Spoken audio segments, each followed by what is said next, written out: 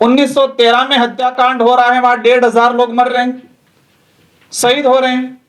एक जगह आपने ही संख्या बताई, वो 1919 में हो रहा है, और इतिहासकारों ने लिखा एक लाइन में जलियांवाला बाग का पूरा विस्तृत, और नीचे लिखा हुआ कई किताबों में कि दूसरा जलियांवाला बाग हत्याकांड मानगढ़ हुआ। कई ऐसी बातें हैं। आज हकीकत यह है कि आदिवासी समुदाय खुद अपना पहचान खो चुका है कई इलाके में। कुछ पढ़ लिख गए आदिवासी समुदाय, वो भी कह रहा है मैं एसटी हूं लेकिन आदिवासी नहीं हूं। अधिकारी वर्ग भी है इसमें। क्या कहते हैं? मैं एसटी हूं, आदिवासी नहीं हूं। मैं मीणा हूं लेकिन आदिवासी नहीं हूं। मैं भील हूं ना, पर आदिवासी नहीं हूं। यह इसलिए कि उनकी जो पहचान, उनकी जो हकीकत थी, वो सामने उनको नहीं लाई गई, नहीं उनकी पीढ़ियों को पढ़ाई गई। आज आदिवासी समुदाय, मैंने गुजरात में कार्यक्रम किया, धर्म की जो बात आई, और ये हकीकत है, आदिवासियों की अपनी एक पूजा पद्धति, अपनी एक पूरी आराधना, अपनी एक धार्मिक पूरी व्यवस्था बनी हुई है। वो प्रकृति को अपना सबसे बड़ा भगवान मानता है, और मेरे हिसाब से प्रकृति से बड़ा कोई नहीं हो सकता है।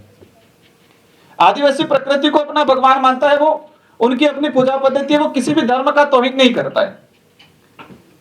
लेकिन हर इलाके में कन्वर्ट हुआ, मतलब मैं कई बार कहता हूं कि आदिवासियों का धर्म परिवर्तन नहीं, धर्म ग्रहण हुआ, क्योंकि उनका कोई धर्म नहीं था, प्रकृति उनका भगवान था, वही धर्म था उनका। गुजरात में जैन बना हुआ आदिवासी। महाराष्ट्र के अंदर 15 लाख के आसपास आदिवासी आज मुस्लिम बन के बैठा हुआ है। ईसाई, हिंदू है। लड़ कौन रहे?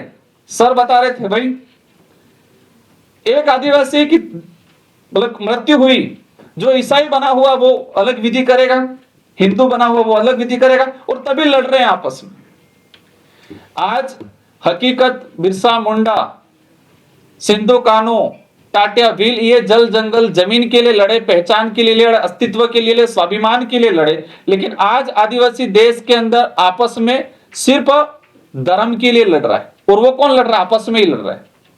हमारे बांसवाड़ा के अंदर भी देखा गया, एक तरफ ईसाई कम्युनिटी बना हुआ है, एक तरफ हिंदू बना हुआ है, और जो धर्म की बात है दोनों लड़ रहे बहुत बुरी तरीके से। मणिपुर की जो घटना है बहुत भयंकर घटना है। मतलब धर्म के नाम से इतना जहर घोल रखा है कि भाई भाई को मार रहा है, और वो बुरी तरह से मार रहा है। और ये चीजें पूरे देश में होने वाली, आने वाले समय में अगर पढ़े लिखे युवाओं ने, अपन ने, सबने ध्यान नहीं दिया तो देश में बहुत भयंकर, बहन बेटियों के लिए नहीं लड़ेंगे, जमीन के लिए नहीं लड़ेंगे, अधिकारों के लिए नहीं लड़ेंगे, लेकिन धर्म का इतना जहर घोला जा रहा है हर तरफ से।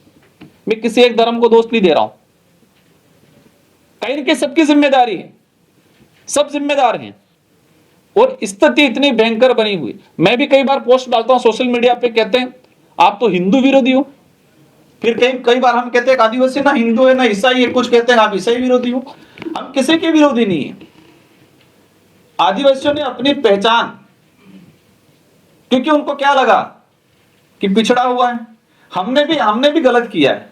आदिवासी समुदाय से आने वाले पढ़े लिखे लोगों ने भी गलत किया है। हम पढ़ लिख गए, हम हिंदी बोल गए, गांव का आदमी लोकल भाषा बोल रहा है तो उसको हमने अनपढ़ गवार मान लिया।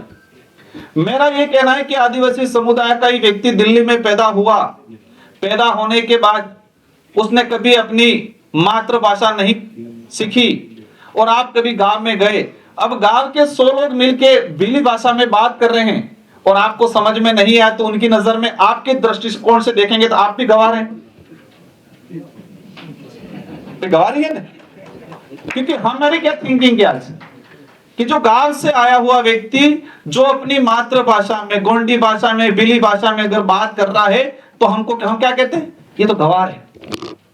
तो आप भी उस इलाके में गए और आपको वो गोंडी भाषा में बात कर रहे हैं और आपको समझ में नहीं आया, तो आप भी गवार हुए, पिछड़े हुए, वही हुआ। कोई मतलब कहे कि थर्मामीटर तो है नहीं कि कौन सी लैंग्वेज अच्छी है, कोई कितना क्वालिटी वाली क्या है, कोई अपनी भी भाषा है। आदिवासियों, जैसे कि आज जल जंगल जमीन बुलडोजर चला रहे हैं, आज अवैध खनन हो रहा है, लेकिन मुझे जहां तक लगता है कि जमीन पे तो अवैध खनन हुआ, बोली पे भी हुआ, उनकी बोली भाषा पे भी अवैध खनन हुआ, इनके हिस्ट्री पे भी हुआ, इनके कल्चर पे भी हुआ। आदिवासियों की अनेक संस्कृतियां उन पे कलम चढ़ा है। फिल्म इंडस्ट्री वाले बड़ी बड़ी आदिवासी समुदाय से जुड़ी हुई स्टोरी पे फिल्म बना लेते और वास्तविक जो व्यक्ति है जिससे जुड़ी हुई फिल्म उसको पता ही नहीं है कहीं से। तो बहुत सारी चीजें हैं, बातें। हमारे पूर्व वक्ता जो प्रोफेसर साहब हैं उनका शब्द चयन शानदार शानदार था, बहुत अच्छी बातें बोली। मेरा एक ही कहना है कि हमारा सोच बदलनी पड़ेगी। हम जो अपने आप को अच्छा कपड़ा पहन लिया और अच्छी थोड़ी इंग्लिश बोल गए, आज मैं देखता हूं हिंदू राष्ट्र बनाएंगे, बात होती है, हिंदी के लिए लड़ाई होती है, मराठी के लिए लड़ाई होती है, और जो ये बात करने वाले इनके कितने बच्चों को ढंग से हिंदी आती है, क्योंकि विदेश में पढ़ रहे हैं इंग्लिश ही बोलते हैं सब।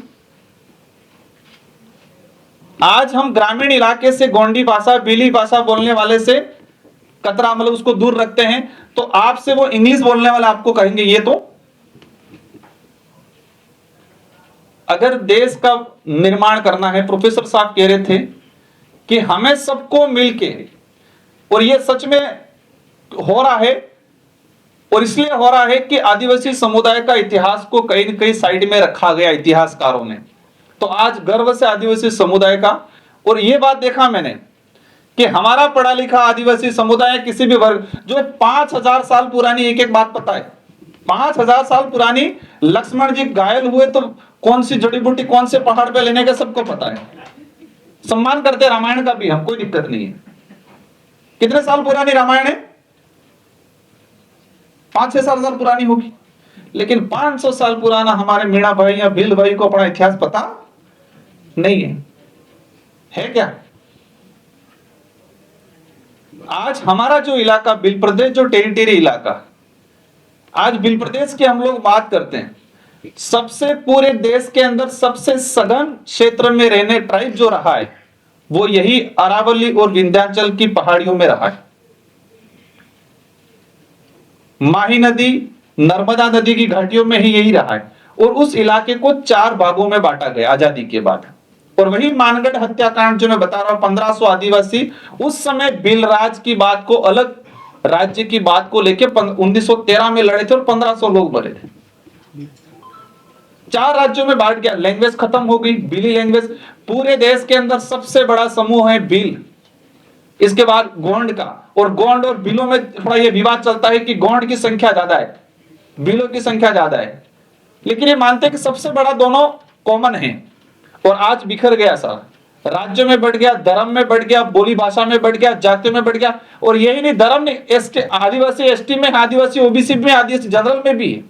अंडमान निकोबार गया, गोंड समुदाय के लोग 2.5 लाख के आसपास है, गोंड संथाल सब जनरल में आ रहे हैं।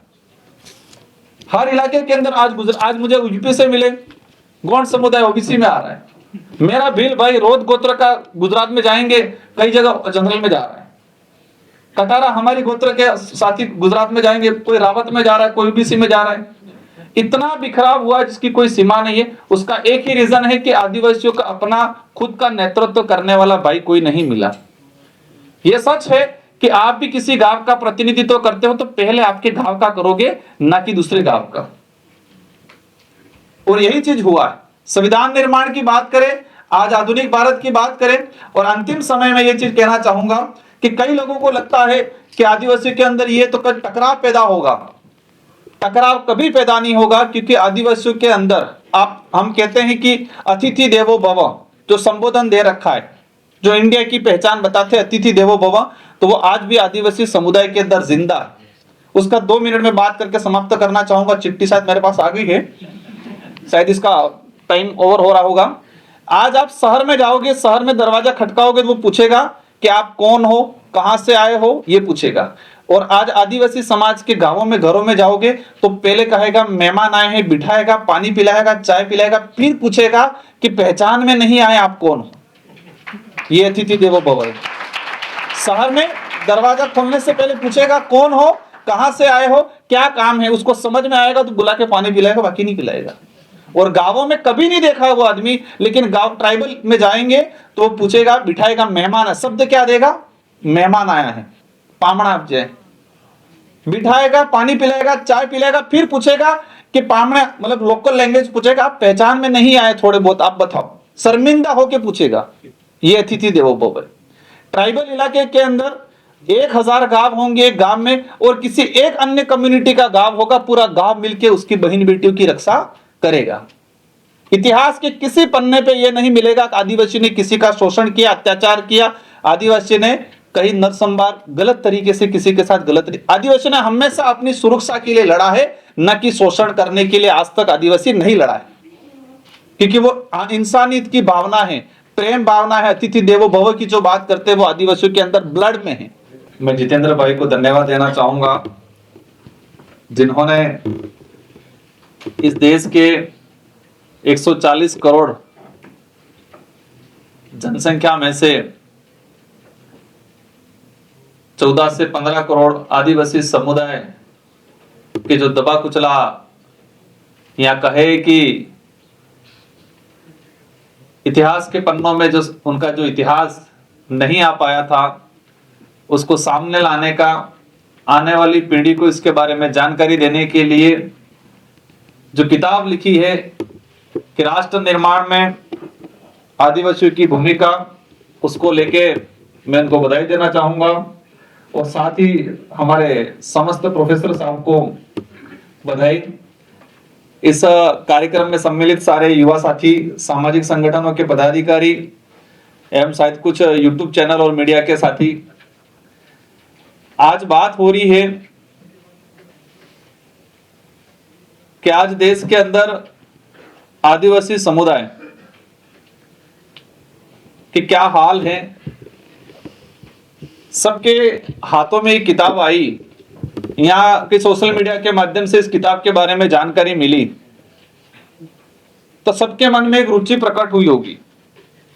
और शायद आप कई साथी प्रोफेसर भी होंगे, कई ने पीएचडी भी कर रखा होगा, लेकिन इस किताब में जो जिन आदिवासी महापुरुषों की बात लिखी गई है, जिन फ्रीडम फाइटरों की बात लिखी गई है, शायद आपको कहीं पढ़ने नहीं मिली होगी। ऐसी कई घटना हैं जो आपको कहीं पढ़ने नहीं मिली होगी। जब आदिवासी समुदाय को लेकर बात आती है, अनेक सवाल पैदा होते हैं। कई जगह तर्क वितर्क अलग अलग होते हैं, कुछ अपवाद भी आते हैं। आदिवासी समुदाय को समझना है तो बहुत गहराई में जाना पड़ेगा। आज 2011 की जनगणना के हिसाब से रिकॉर्डली आदिवासी समुदाय 11 करोड़ के आसपास है, और आज 2025 की अगर बात करें तो अपन 14-15 करोड़ के आसपास इस देश के अंदर है, और वो 700 के आसपास समुदाय में बटा हुआ है। भील है, मीणा है, संथाल है, उराव है, गोंड है, अलग अलग। और जब धर्म की बात आती है तो वो सभी धर्मों में है। आदिवासी हिंदू भी है, आदिवासी ईसाई भी है, आदिवासी मुस्लिम भी है, आदिवासी जैन भी। और आदिवासियों के इतिहास की बात आती है तो ये सच्चाई है कि आदिवासी महापुरुषों के इतिहास, आदिवासी उनका जो संघर्ष रहा है, उनका जो बलिदान रहा है, वो नजरअंदाज हुआ है। मैं ये नहीं कह रहा कि जानबूझ के नजरअंदाज किया गया, हो सकता है इतिहासकार उस घटना तक नहीं पहुंच पाया हो। शायद लक्ष्मण जी ने कहा था कि इतिहासकार महलों और रजवाड़ों के आसपास ही रहे, देश के अंतिम छोर पे नहीं जा पाए जहां बड़ी बड़ी घटनाएं हुई। आज कालीबाई, भील कालीबाई कलासुआ का नाम शायद कई साथियों ने नहीं सुना होगा, इस किताब में है इसका उल्लेख। बिरसा मुंडा जी के बारे में हम महात्मा गांधी जी को जानते। महात्मा गांधी जी ने इस देश को आजाद कराने के लिए पूरी ताकत लगाई और एक शांति के मार्ग पे चलते हुए देश को आजाद कराया। लेकिन हम उस बात को नहीं जान रहे थे कि महात्मा गांधी जी भी बिरसा मुंडा और कान्हू नाम सुना होगा, सिंधु कान्हू, इनसे प्रेरित होके इनके अंदर एक ऊर्जा आई थी। उनका उद्देश्य था, लेकिन इनसे भी प्रेरित हुए थे। लेकिन 5 साल पहले बिरसा मुंडा जी को शायद बहुत कम लोग जानते थे। हमारे स्कूल में हमको ज्ञान कहां से मिलता है? स्कूल के पाठ्यक्रम में, कॉलेज के पाठ्यक्रम में लेकिन स्कूल का पाठ्यक्रम उठा के हम देखते हैं तो आदिवासी महापुरुषों के बारे में बिल्कुल ना के बराबर है।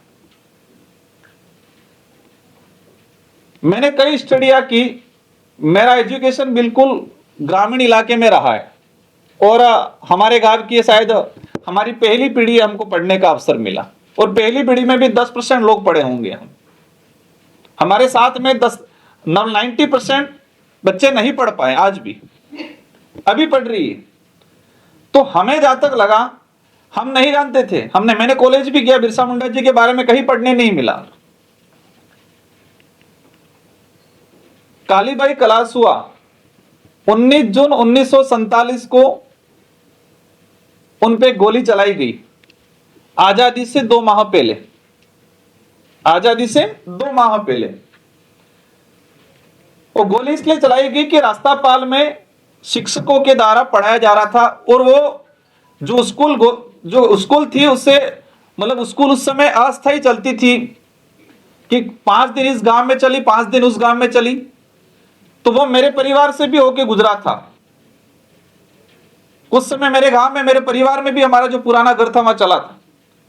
तो गोली मारी गई, इसलिए मारी गई कि वो स्कूल बंद कराई जा रही थी और पाठ्यक्रम में पढ़ाया जाता है कि अंग्रेजों ने गोली मारी। अब पढ़ा लिखा व्यक्ति तर्क करने लगा कि आजादी से 2 महीने पहले हम एक तरफ पढ़ रहे हैं कि देश का संविधान निर्माण शायद पहली बैठक 1946 में हुई, जून जुलाई के आसपास। तो संविधान निर्माण की बैठक हो रही थी देश में और उसके 1 साल बाद देश के अंदर अंग्रेज गोली मार रहा है। ये हम इतिहास में पढ़ रहे हैं, मतलब आजादी से 2 महीने पहले। जब ये सवाल उठा तो हमारे राजस्थान के अंदर 5वीं क्लास की कक्षा उस किताब में एक पाठ्यक्रम पढ़ाया जाता था, तो उसको हटा दिया गया। जलियांवाला बाग हत्याकांड के बारे में सब जानते होंगे, वहां पर भी शहादत हुई, लेकिन आदिवासियों का जो शहादत मानगढ़ में हुआ गोविंद गुरु के नेतृत्व में, शायद बहुत कम साथी जानते होंगे। लेकिन इस यहां पर आया तो स्वाभाविक इस बारे में पढ़ा होगा। इसको भी इतिहासकारों ने अपमानित किया। कैसे अपमानित किया? इतिहास के पन्नों में मैंने कई लेखकों की किताबों में पढ़ा है कि दूसरा जलियांवाला बाग हत्याकांड, इसको क्या कहा गया कि दूसरा जलियांवाला बाग हत्याकांड। अब ये भाषा कैसे यूज की जाती है मुझे ज्यादा आइडिया नहीं, लेकिन मैं जहां तक समझा कि कोई एक बड़ी घटना हो जाती है, इसके बाद कोई घटना होती है तो उसको दूसरे का दर्जा दिया जाता है। 1913 में मानगढ़ में हत्याकांड हुआ, जलियांवाला बाग हत्याकांड 1919 में हुआ। समय काल के हिसाब से देखें तो पहला हत्याकांड कौन सा हुआ? मानगढ़ का। मानगढ़ में 1500 आदिवासी मारे गए सेम डे में। कई लोग घायल हुए, सैकड़ों लोग, बताते हैं 200-250 लोग बाद में डेथ हुई। जलियांवाला बाग हत्याकांड में कितने लोग मरे, कितने शहीद हुए? 319। वो भी हमारे देश के लिए लड़े थे, वो भी हमारे लिए सम्मानित थे।